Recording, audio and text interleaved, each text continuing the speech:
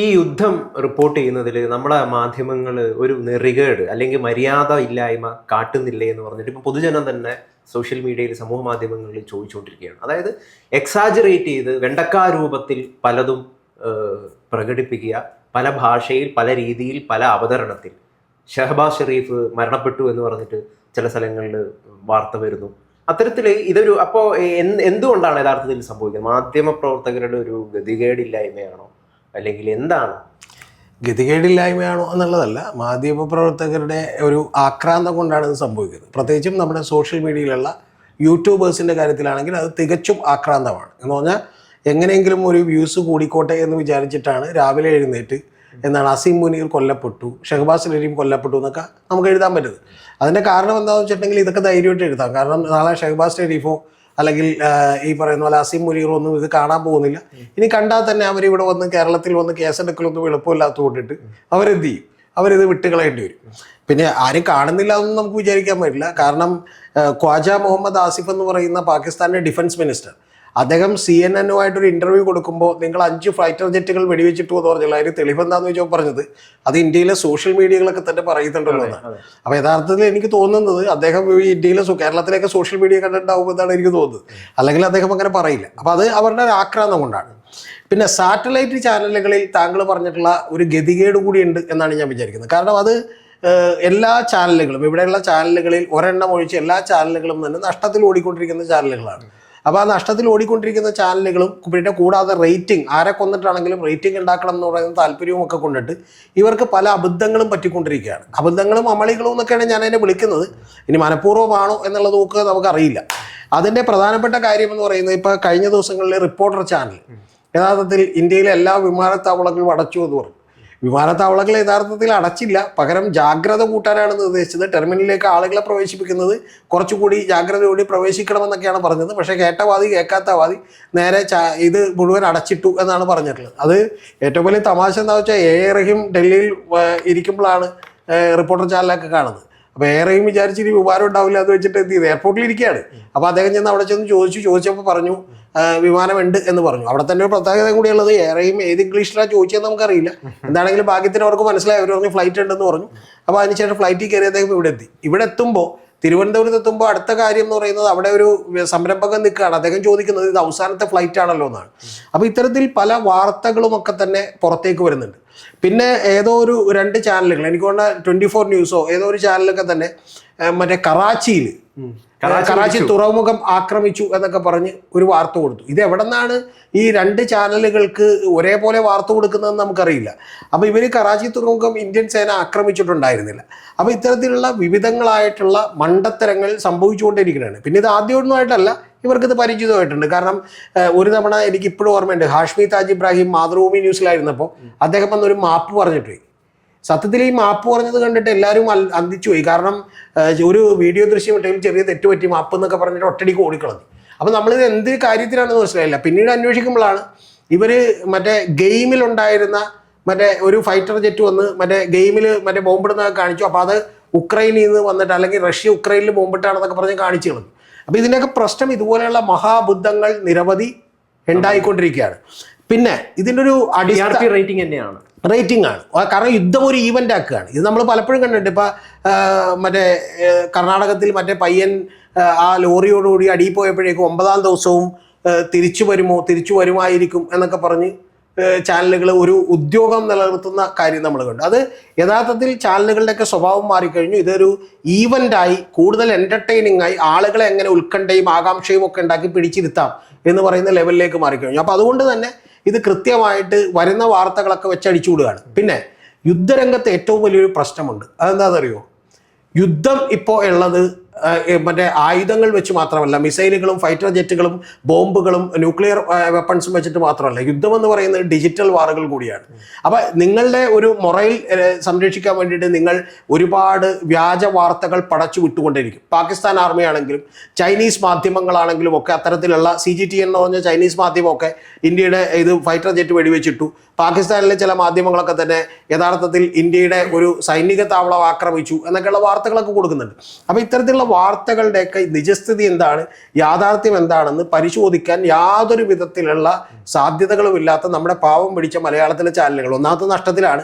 ഇവിടെ നിന്ന് ഒരാളെ വിട്ടിട്ടുണ്ടെങ്കിൽ ആ ആള് മിക്കവാറും ഈ ആക്രമണം നടക്കുന്നതിൻ്റെ ഒരു 50 കിലോമീറ്റർ ഇപ്പുറത്തെ ഏതെങ്കിലും ഹോട്ടലിലേക്കാന്നല്ലാതെ അതിൻ്റെ അകത്തേക്കൊന്നും ചെന്ന് റിപ്പോർട്ട് ചെയ്യാൻ പറ്റില്ല. ഇപ്പം അൽ ജസീറ പോലെയുള്ള ഏതെങ്കിലും ചാനലുകളാണ് ഫലസ്തീനിലൊക്കെ പോയി റിപ്പോർട്ട് ചെയ്യുന്നത്, അല്ലെങ്കിൽ ഇസ്രായേലിൽ ചില ചാനലുകൾ ഇപ്പോൾ BBC അതുപോലെയുള്ള ചാനലുകളൊക്കെ അവരൊക്കെ കുറച്ചുകൂടി ധീരന്മാരായതുകൊണ്ട് പോയി റിപ്പോർട്ട് ചെയ്യും. പക്ഷെ അല്ലാതെ മലയാളത്തിൽ നിന്നുള്ള ഏതെങ്കിലും ചാനലുകൾ ഇപ്പൊ കഴിഞ്ഞ ദിവസം ഒരാൾ പറയുന്നത് കേട്ടും ഇത്തരം വിഷയങ്ങളിലൊന്നും ഒരു രീതിയിലും മലയാള മാധ്യമങ്ങളെ ആശ്രയിക്കാൻ വേണ്ടി പറ്റില്ല. അല്ല, പറ്റില്ല. അത് കാരണം പറ്റാത്തതിന്റെ കാര്യം എന്ന് പറഞ്ഞാൽ ഇവര് നമ്മളെ ആകാംക്ഷയുടെ മുൾമുനയിൽ നിർത്തിക്കളെ, നേരത്തെ പറഞ്ഞ പോലെ. അപ്പൊ പിന്നെ ഇത് സാറ്റലൈറ്റ് ചാനലുകൾ ഈ രീതിയാണ് തുടരുന്നതെങ്കിൽ സാറ്റലൈറ്റ് ചാനലുകൾക്ക് ഒരു വലിയ പ്രശ്നമുണ്ട്. എന്താണെന്നറിയോ? അവർ മത്സരിക്കുന്നത് ആരോടാണെന്നറിയോ?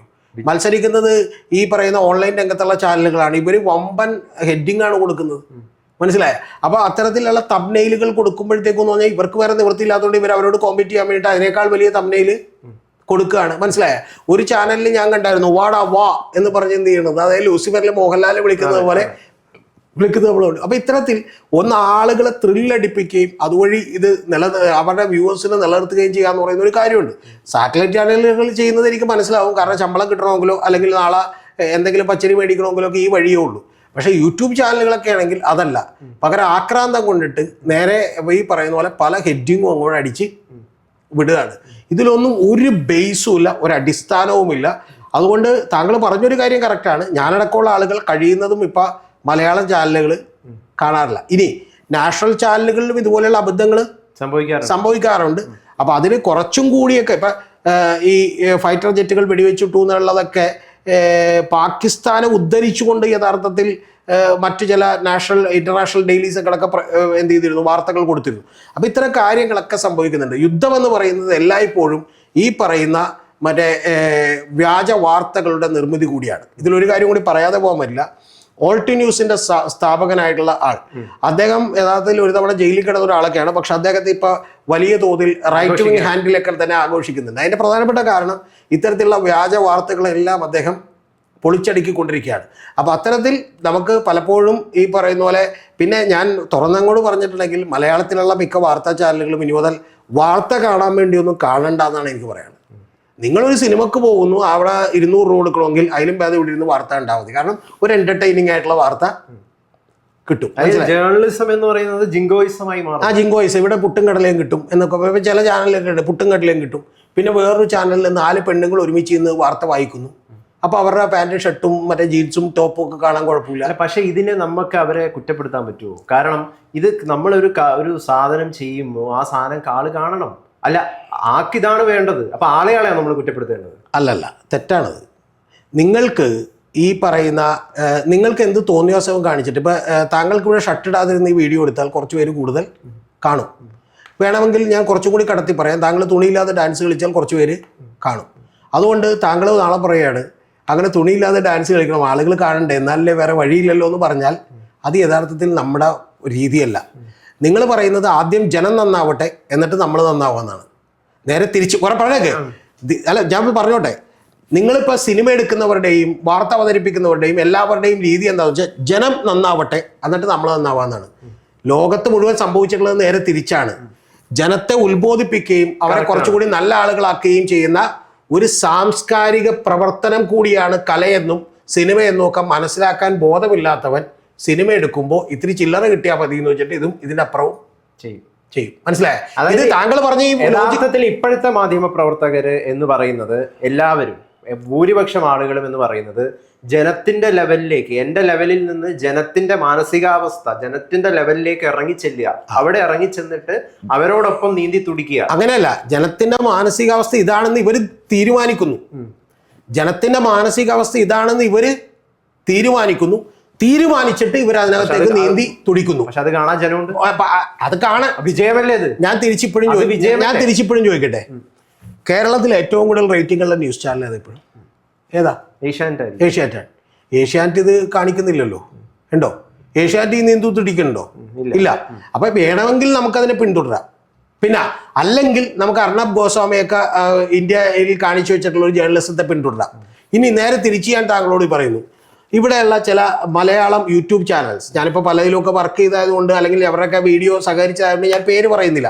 അപ്പൊ എന്നിട്ട് നമ്മൾ ഈ പറയുന്ന ഞാനൊരു കാര്യം പറയാം, ഇപ്പൊ വയർ പോലെ, പ്രിന്റ് പോലെ വേറെ നിരവധി വാർത്താ ചാനലുകൾ ഇവിടെ വർക്ക് ചെയ്യുന്നുണ്ട് സുഹൃത്തെ. മനസ്സിലായോ? ഇവിടെ കാരവൻ പോലെയുള്ള നിരവധി വാർത്താ ചാനലുകൾ, ന്യൂസ് മിനിറ്റ്, ഇതുപോലെയുള്ള നിരവധി വാർത്താ ചാനലുകൾ ഇവിടെ വർക്ക് ചെയ്യുന്നുണ്ട്. അത് നിങ്ങളുടെ ചോയ്സാണ്, which one do you want to be എന്നുള്ളത്. പിന്നെ തുറന്നൊരു കാര്യം കൂടി ചോദിക്കട്ടെ, ഇത് ഏതാൾക്കും പറയാവുന്ന എക്സ്ക്യൂസ് ആണ്. ഷക്കീലക്കും പറഞ്ഞു, ഷക്കീലയുടെ സിനിമ എടുക്കുന്നവനും പറഞ്ഞൂടെ ഇത് കാണാൻ ഇവിടെ ആളുള്ളൂ, അപ്പൊ ഞാനത് കൊടുത്തോ. പക്ഷെ അത് മഹത്തരമാണ് എന്ന് എന്നെ കൊണ്ട് പറയിപ്പിക്കാൻ നോക്കരുത്, അത്രേ ഉള്ളൂ. സിമ്പിളാണ് ലോജിക്. ഇവിടെ ഏറ്റവും കൂടുതൽ വിൽക്കുന്ന അത് മഹത്തരം തന്നെയാണ്. ഏത്? അത് അത് മാത്രമല്ല, കോടിക്കണക്കിന് ആളുകളാണ്, ലക്ഷക്കണക്കിന് ആളുകളാണ്. ഈ ആളുകൾ കൂടുതൽ കാണുന്നതൊക്കെ മഹത്തരമാണെന്നൊക്കെ പറഞ്ഞാൽ ഞാൻ തുറന്നൊരു കാര്യം ചോദിക്കും, പിന്നെ എന്താണ് വിജയം? പിന്നെ എന്താണ്? ഏതാ? ആളുകൾ കൂടുതൽ അംഗീകരിക്കപ്പെടുക എന്നുള്ളതാണ്. ഞാൻ അങ്ങനെ വിചാരിക്കുന്നില്ല. അങ്ങനെയാണ് ആളുകൾ കൂടുതൽ കാണുന്നതാണ് വിജയമെങ്കിൽ പിണറായി വിജയൻ മഹാനാണെന്ന് താങ്കൾ എന്താ പറയാത്തത്? കേരളത്തിൽ ഏറ്റവും കൂടുതൽ പേര് വോട്ട് ചെയ്തത് പിണറായി വിജയനല്ലേ? എന്താ പറയാത്തത്? നിങ്ങൾ എന്തുകൊണ്ടാണ് മോദിയാണ് വളരെ നല്ലതെന്ന് പറയാത്തത്? ഇന്ത്യയിലെ മഹാഭൂരിപക്ഷം ജനങ്ങളും ആക്സെപ്റ്റ് ചെയ്ത അതല്ലേ? കേരളത്തിൽ ഇറങ്ങിയ ഏറ്റവും നല്ല മാഗസിൻ ഏതാ താങ്കളൊന്ന് പറഞ്ഞേ? ഏറ്റവും നല്ല വാരിക ഏതോ ഒന്ന് പറഞ്ഞേ? മാതൃഭൂമിയുണ്ട്. അല്ല, ആഴ്ചപ്പതിപ്പ്. വിവരക്കേട് പറയരുത്. മാതൃഭൂമി ആഴ്ചപ്പതിപ്പ് വായിക്കുന്നതിന്റെ 20 ഇരട്ടിയിലധികം ആളുകളല്ലേ മംഗളവും മനോരമയും വായിക്കുന്നത്. അതിനേക്കാൾ എത്രയോ ഇരട്ടി ആളുകളല്ലേ വനിത വായിക്കുന്നത്. അപ്പൊ താങ്കൾ വനിതയാണ് നല്ലതെന്ന് പറയുമോ? എന്താ വനിത എടുത്തു വെച്ച് പഠിപ്പിക്കുക? അല്ല, അപ്പൊ നമ്മള് ഞാൻ പറഞ്ഞത് അത്തരം ആളുകളെ അപ്പൊ നമ്മൾ കളിയാക്കുകയാണ്. ഏത് അത്തരം ആളുകളെ? കളിയാക്കുന്നില്ല സുഹൃത്തെ. കാലത്തെ അതിജീവിക്കുന്നത് എന്താണ് എന്നുള്ളതാണ് ചോദ്യം. രാജാവിന്റെ മകൻ എന്ന് പറയുന്ന ഒരു സിനിമ ജനകീയത വളരെ വേണ്ട ഒരു കാര്യമാണ്, ജനങ്ങളിലേക്ക് ഇറങ്ങി ചെല്ലുക എന്നത്. ഞാൻ തിരിച്ചൊരു കാര്യം ചോദിക്കട്ടെ, ഹിറ്റ്ലർ ജർമ്മനിയിൽ എങ്ങനെയാണ് അധികാരത്തിൽ വന്നത്? പറയൂ, എങ്ങനെയാണ് അധികാരത്തിൽ? വലിയ രീതിയിൽ ആളുകളെ അദ്ദേഹത്തിന്റെ ഒരു പ്രത്യേക രീതിയിലുള്ള രീതിയില്ലായ്മയൊക്കെ വിടുക താങ്കൾ ഗൗതം. ഞാൻ ചോദിക്കുന്നത് ഭൂരിപക്ഷം ഉണ്ടായിട്ടാണല്ലോ അധികാരത്തിൽ വന്നത്? ആണോ അല്ലേ? ഭൂരിപക്ഷം ഉണ്ടായിട്ടാണോ അധികാരത്തിൽ വന്നത്? സെക്ടിന്റെ താല്പര്യത്തിൽ നിർത്തിക്കൊണ്ട് തന്നെ. ഒരു മിനിറ്റ്, സെറ്റ് എന്തോ ആയിക്കോട്ടെ. ഞാൻ ചോദിക്കുന്നത് അവിടെയുള്ള ഭൂരിപക്ഷം ജനങ്ങളെയും അധികാരം അനുകൂലിച്ചിട്ടാണ് അധികാരത്തിൽ വന്നത്, ആണോ അല്ലേ? ആണല്ലോ. സ്റ്റാലിൻ എങ്ങനെയാണ് റഷ്യയിൽ അധികാരത്തിൽ വന്നത്? അത് തന്നെയാണ്, ഭൂരിപക്ഷം ആളുകളെ. താങ്കൾ ഇവരെയൊക്കെ അംഗീകരിക്കുന്നുണ്ടോ?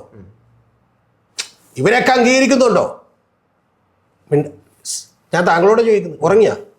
അംഗീകരിക്കുന്നുണ്ടോ? സ്റ്റാലിനെ അല്ല, പല ആളുകളെയും നമുക്ക് അംഗീകരിക്കാം. ലോകത്ത് ഇപ്പൊ നാളെ ഇവിടെ പിറവി എന്ന് പറയുന്ന ഒരു സിനിമ എടുത്തു, ഷാജി കരുൺ. അതൊരിക്കലും ഒരു ഷക്കീല പടത്തിന്റെ അത്രമോ ഒരു ഈ പറയുന്ന പോലെ വേറെ ഏതെങ്കിലും പടത്തിന്റെ അത്രമോ ഓടിയില്ല എന്ന് പറഞ്ഞ് ഞാൻ താങ്കളെ പോലെ ഓടിയ ഷക്കീല പടമാണ് മഹത്തരം എന്ന് പറയാൻ തയ്യാറല്ല. എനിക്ക് വേറൊന്നും ഇതിൽ കൂടുതൽ ഓടാത്ത സാധനം മതി. ഏതാ? ഓടാത്ത സാധനമല്ല, എനിക്ക് നല്ലതാണെന്ന് തോന്നുന്ന സാധനം മതി. ഞാൻ ഹിറ്റ്ലർ അധികാരത്തിൽ വരുന്നു, ഭൂരിപക്ഷം ആളുകൾ വോട്ട് ചെയ്തു എന്നുള്ളത് കൊണ്ട് ഞാനത് മഹത്തരമാണെന്ന് വിചാരിക്കുന്നില്ല. ഇന്തോനേഷ്യയിൽ അത് ഭൂരിപക്ഷത്തെ ഹിറ്റ്ലർ ആയിട്ടാണ് അംഗീകരിക്കുന്നത്. അല്ല, ഭൂരിപക്ഷം കിട്ടുന്ന എല്ലാം നല്ലതാണെന്ന് ഞാൻ വിചാരിക്കുന്നില്ല, അത്രേ ഉള്ളൂ. ഇപ്പൊ ഇന്തോനേഷ്യയിൽ പ്രഭാവോ സുബിയാന്തോ എന്ന് പറയുന്ന ഒരു മുൻ പട്ടാള ജനറൽ, ക്രൂരനായിട്ടുള്ള പട്ടാള ജനറൽ, അദ്ദേഹത്തിന്റെ ഇമേജ് മാറ്റിക്കൊണ്ട് ഒരു ആർക്കും ഇഷ്ടപ്പെടുന്ന ഗമോയ് എന്ന് പറയുന്ന മുത്തച്ഛനായിക്കൊണ്ട് അദ്ദേഹം ഒരു ഇമേജ് ബിൽഡ് ചെയ്ത് അധികാരത്തിൽ വന്നു. അപ്പൊ ഞാൻ പറയാണ്, ഭൂരിപക്ഷം ആളുകൾ വോട്ട് ചെയ്തുകൊണ്ട് അദ്ദേഹം ഇന്തോനേഷ്യയിലെ ഏറ്റവും മഹാനായ മനുഷ്യനാണെന്ന് ഞാൻ വിചാരിക്കുന്നില്ല. That's all. മനസ്സിലായല്ലോ? ഇവിടെ കേരളത്തിൽ ഭൂരിപക്ഷം ആളുകൾ പിണറായി വിജയൻ വോട്ട് ചെയ്തുകൊണ്ട് ഞാൻ പിണറായിയാണ് ശരി എന്ന് വിചാരിക്കുന്നില്ല. തീർച്ചയായിട്ടും നമ്മുടെ മാധ്യമ പ്രവർത്തകർ. ഒരു വാചകം കൂടി ഇപ്പൊ തന്നെ താങ്കളോട് ഞാൻ ഏതാണ് കേരളത്തിൽ ഇറങ്ങുന്ന ഏറ്റവും നല്ല മാസിക എന്ന് ചോദിച്ചപ്പോ എന്റെ പ്രിയപ്പെട്ട ഗൗതം പറഞ്ഞത് മാതൃഭൂമി ആഴ്ചപ്പതിപ്പ് എന്നാണ്. ഈ മാതൃഭൂമി ആഴ്ചപ്പതിപ്പ് വായിക്കുന്നതിനേക്കാൾ എത്രയോ ഇരട്ടി ആളുകളാണ് മംഗളം പോലെയുള്ള, മനോരമ പോലെയുള്ള വാരികകൾ വായിച്ചുകൊണ്ടിരുന്ന ഒന്ന്. ഇതിനേക്കാൾ എത്രയോ ഇരട്ടി ആളുകളാണ് വനിത വായിക്കുന്നത്. പക്ഷെ താങ്കൾ എന്തുകൊണ്ട് വനിത പറഞ്ഞില്ല എന്ന് ചോദിച്ചാൽ അതിൻ്റെ ഉത്തരമുണ്ട്. മനസ്സിലായില്ല? അതിന് ഉത്തരവുണ്ട്. അത്രേ ഉള്ളൂ ഇതിൻ്റെ കാര്യം.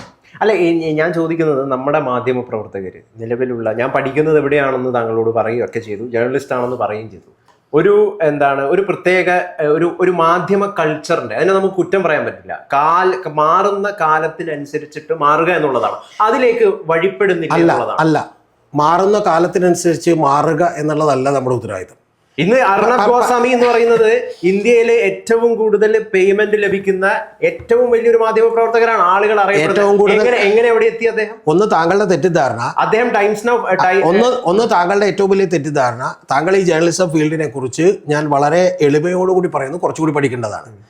ടൈംസ് നൗവിലായിരുന്നപ്പോൾ അദ്ദേഹത്തിന് ഏറ്റവും കൂടുതൽ പേയ്മെന്റ് കിട്ടിയിരുന്നു. പക്ഷെ ഇപ്പൊ അത് അദ്ദേഹത്തിന്റെ സ്വന്തമാണ്. ഓക്കെ, വേറെ ചില ഇൻവെസ്റ്റേഴ്സ് ഒക്കെ ഉണ്ട്, പക്ഷെ ഇപ്പൊ അദ്ദേഹത്തിന്റെ സ്വന്തമാണ്. അദ്ദേഹത്തിന് വലിയ തോതിൽ അതിൽ നിന്ന് പ്രോഫിറ്റ് ഷെയർ കിട്ടുന്നുണ്ട്. റിപ്പബ്ലിക് TV തുടങ്ങി ഒരാഴ്ചക്കകം കൃത്യമായി ഏറ്റവും കൂടുതൽ റേറ്റിംഗിലേക്ക് വന്നതാണ് അദ്ദേഹത്തിന്റെ ചർച്ചകളെല്ലാം തന്നെ. പക്ഷേ ഒരു കാര്യം ഞാൻ തിരിച്ച് താങ്കളോട് പറയുന്നു, എന്തുകൊണ്ടാണ് ജേർണലിസത്തിൽ നിന്ന് കിട്ടുന്ന വലിയ പുരസ്കാരങ്ങളുണ്ടല്ലോ, ആ പുരസ്കാരങ്ങൾക്ക് ഒന്നിനും ഇപ്പൊ ഓൾട്ട് ന്യൂസിന്റെ സഹസ്ഥാപകനായിട്ടുള്ള ഇപ്പൊ നമ്മൾ പറഞ്ഞിട്ടുള്ള ആൾ, അദ്ദേഹം ഒരു മുസ്ലിം നാമധാരിയായിട്ടുള്ള ഒരാൾ, അദ്ദേഹത്തെ കഴിഞ്ഞ തവണ നൊബേൽസ് പ്രൈസിലേക്ക് സജസ്റ്റ് ചെയ്തിരുന്നു. എന്തുകൊണ്ടാണ് നൊബേൽ പ്രൈസ് അദ്ദേഹത്തിന് കൊടുക്കുന്നത്? എന്തുകൊണ്ടാണ് ഏറ്റവും കൂടുതൽ പേര് വായിക്കുന്ന പത്രത്തിന്റെ ആൾക്ക് കൊടുക്കാത്തത് എന്ന് ചോദിച്ചാൽ കൃത്യമായ ഉത്തരവുണ്ട്. ഒന്നില്ലെങ്കിൽ താങ്കൾ നൊബേൽ പ്രൈസിനെ തള്ളിക്കളയണം, അല്ലെന്നുണ്ടെങ്കിൽ എന്ത് ചെയ്യണം? ഇത് സ്വീകരിക്കണം. ഇതുപോലെ ബോബൻ സുബൈർ, രണ്ട് വനിതകൾ, എനിക്ക് പേരറിയാഞ്ഞിട്ടല്ല ഞാൻ പറയുന്നത്, രണ്ട് വനിതകൾ, ഈ രണ്ട് വനിതകൾക്ക് കഴിഞ്ഞ തവണ ഇതുപോലെ തന്നെ ഈ പറയുന്ന ജേർണലിസത്തിൽ ഏറ്റവും വലിയ പുരസ്കാരങ്ങൾ കൊടുത്തപ്പോൾ എന്തുകൊണ്ടാണ് അത് കൊടുത്തതെന്ന് ചോദിച്ചാൽ അവരുടേത് ഏറ്റവും കൂടുതൽ ആളുകൾ കാണുന്നത് കൊണ്ടല്ല, പകരം അതൊരു ചെറുത്ത് നിൽപ്പിന്റെ ഭാഷ്യം അതിനുണ്ടായതുകൊണ്ടാണ്. ഇനി വളരെ സിമ്പിളായിട്ട് ഞാൻ പറയുന്നു, രാജാവിന്റെ മകൻ എന്ന് പറയുന്ന ഒരു സിനിമ ഉണ്ട്, കണ്ടുണ്ട? ചിത്രം എന്ന് പറയുന്ന ഒരു സിനിമ ഉണ്ട്, കണ്ടുണ്ട? കിലുക്കം എന്ന് പറയുന്ന ഒരു സിനിമ ഉണ്ട്, കണ്ടുണ്ട? ഈ രാജാവിന്റെ മകൻ എന്ന് പറഞ്ഞ സിനിമയിൽ മോഹൻലാൽ പറയുന്ന ഒരു ഡയലോഗ് ഉണ്ട്, എന്താണെന്നറിയാമോ? മൈ ഫോൺ നമ്പർ ഈസ് 2255 എന്ന്. ഓക്കെ, ഇത് ഇപ്പൊ കണ്ടിട്ടുണ്ടെങ്കിൽ എൻ്റെ വിശ്വാസം മോഹൻലാലിന് പോലും ഒരു ചമ്മൽ ഒന്ന്. ഇനി ഏറ്റവും കൂടുതൽ ഓടിയ മോഹൻലാലിന്റെ മറ്റൊരു സിനിമയുണ്ട്, നരസിംഹം. ഏറ്റവും കൂടി ഈ കഴിഞ്ഞിടെ ഓടിയിട്ടുള്ള ഒരു സിനിമ ഉണ്ടല്ലോ, ലൂസിഫർ. ഇതാണ് മോഹൻലാലിന്റെ ഏറ്റവും സുന്ദരമായ സിനിമ എന്നുള്ളത് മോഹൻലാൽ പോലും പറയുമെന്ന് ഞാൻ വിചാരിക്കുന്നില്ല. കാരണം താങ്കളുടെ തെറ്റിദ്ധാരണ തന്നെ തെറ്റാണ്. ഭൂരിപക്ഷമാണ് നല്ലതിനെ തീരുമാനിക്കുന്നത് എന്ന് പറഞ്ഞാൽ, താങ്കൾ പറഞ്ഞു ഒരു കാര്യം ഞാൻ സമ്മതിക്കാം, താൽക്കാലികമായ ഒരു സാമ്പത്തിക ലാഭം അതുണ്ടാക്കും എന്ന് പറഞ്ഞാൽ ഞാൻ സമ്മതിക്കാം. പക്ഷെ അതിനും അപ്പുറത്തേക്ക് കാലാതീതമായി നിലനിൽക്കേണ്ടത് ഏതാണെന്ന് ചോദിച്ചാൽ നേരത്തെ പറഞ്ഞ ശരിയുള്ള നിലപാടുകളായിരിക്കും. ആ നിലപാടുകളാണ് ഏറ്റവും വലിയ വിജയം. മഹാത്മാഗാന്ധിക്ക് ഒരു ഭൂരിപക്ഷവും ഉണ്ടായില്ല. കമ്പോളം നിയന്ത്രിക്കുന്നില്ലേ? കമ്പോളം അതാണ് വിഷയമെങ്കിൽ നമുക്ക് വേറെ കാര്യം. ഞാനൊരു മാർക്കറ്റിംഗ് സ്ട്രാറ്റജിസ്റ്റ് ആണ് സുഹൃത്തെ. കമ്പോളം നിർണ്ണയിക്കുന്നതാണ് തീരുമാനിക്കുന്നതെങ്കിൽ ഞാൻ വേറെ സംസാരിക്കാം. താങ്കൾ ശരിയും തെറ്റും എന്ന് പറയുന്നതിന് കമ്പോളത്തിൽ വിജയിക്കുന്നതാണെങ്കിൽ ഞാനത് സംസാരിക്കാം. ഞാൻ താങ്കളോട് പറഞ്ഞുതരാം എങ്ങനെ വീഡിയോ വിജയിക്കണമെന്ന്. ഞാൻ എൻ്റെ വീഡിയോകൾ ആളുകൾ കാണുന്നത് കുറവാണ്. ഓക്കെ, ഞാൻ വേണമെങ്കിൽ കൂടുതൽ കാണാനായിട്ട് അവൻ വെറും എരപ്പയാണെന്നോ മൊണ്ണയാണെന്നോ ഒക്കെ പറഞ്ഞ ആളുകൾ കാണും. പക്ഷെ എന്നെ ആളുകൾ എങ്ങനെ കാണണമെന്ന് ഞാൻ മുൻകൂട്ടി തീരുമാനിച്ചിട്ടുള്ളതുകൊണ്ടാണ് ഞാൻ അത്ര വാക്കുകൾ ഉപയോഗിക്കാത്തത്. മനസ്സിലായ?